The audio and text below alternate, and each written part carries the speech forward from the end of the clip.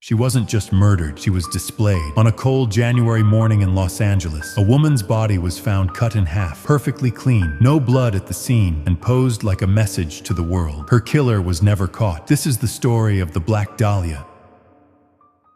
This is not a ghost story. This is not a movie. This is a real, unsolved murder case that still haunts American history. And once you hear what happened next, you'll understand why some people believe the killer was never meant to be found. Elizabeth Short was born in 1924 in Boston. She was young, beautiful, and obsessed with Hollywood dreams. She wanted to be an actress, to be seen, to be remembered. Friends described her as polite, soft-spoken, always dressed in black, with perfectly styled hair. No one knew it at the time, but that look would soon give her a name the world would never forget. Elizabeth moved to Los Angeles chasing fame, but Hollywood didn't open its doors. She had no stable job, no permanent home. She stayed wherever she could, friends, motels, sometimes strangers. From the outside, her life looked glamorous. Inside, it was fragile. And somewhere during these days, Elizabeth crossed paths with someone who would change everything. In January 1947, Elizabeth was seen traveling through California. Witnesses later told police she appeared calm, almost too calm. She made phone calls, met people, smiled. No signs of fear. No one knew that these were the final hours of her life. January 15th, 1947. A woman walking her child noticed something strange in an empty lot in Los Angeles. At first, she thought it was a broken mannequin. Then she looked closer. It wasn't a mannequin. It was a woman's body, cut cleanly in half, placed carefully on the ground. Police arrived within minutes. What they saw would shock even veteran detectives. There was no blood at the scene. The cuts were precise, almost surgical. The body had been washed, posed. This wasn't a crime of rage. This was a crime of control. And police knew immediately. The killer was calm, methodical, and dangerous. When newspapers identified the victim, they gave her a nickname: the Black Dahlia. The media exploded. Her face was everywhere. Her life was dissected. Rumors replaced facts, and the investigation slowly began to spiral.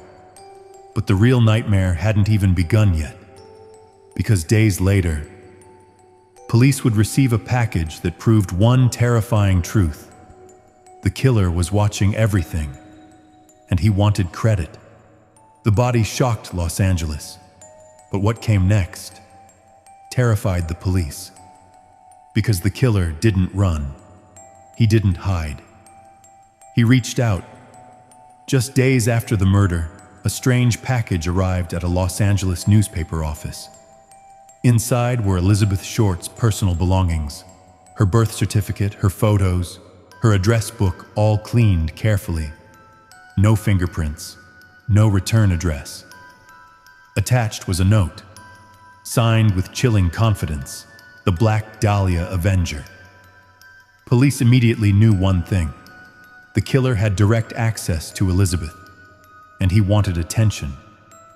This was not a random crime. The killer controlled the media narrative, chose what evidence to send. Decided when to stay silent, investigators believed he followed the news closely. Every headline, every theory.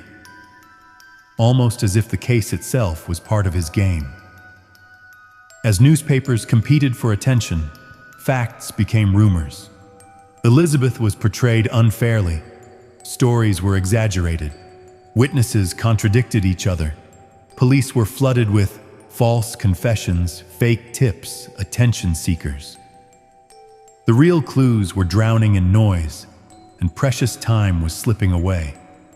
Over 100 suspects were questioned. Doctors, military men, Hollywood insiders. Some had medical knowledge, some knew Elizabeth personally. But one detail haunted detectives. Whoever did this understood the human body far too well. Still, every lid collapsed. No arrests, no charges. Key evidence disappeared.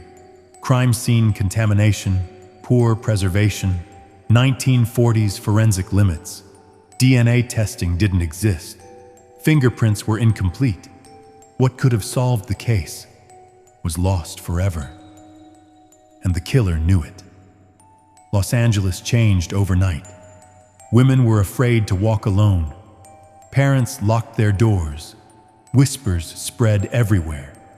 If the Black Dahlia killer could do this once, what was stopping him from doing it again? But he never struck publicly again. Or did he? Some detectives believed this was not the killer's first crime, and not his last. They suspected earlier murders or crimes never connected. A predator hiding in plain sight, protected by intelligence or status. Years later, one suspect would emerge with connections so disturbing that some investigators believed the truth was deliberately buried. For years, the Black Dahlia case went nowhere. No arrest, no trial, no justice. Until one name surfaced, a name so disturbing that even detectives hesitated to say it out loud. Dr. George Hodel, a respected physician, highly intelligent, well-connected in Los Angeles. But behind closed doors, neighbors described something unsettling. Late-night parties, screams, and people who entered his house and were never seen again. Police secretly bugged Hodel's home.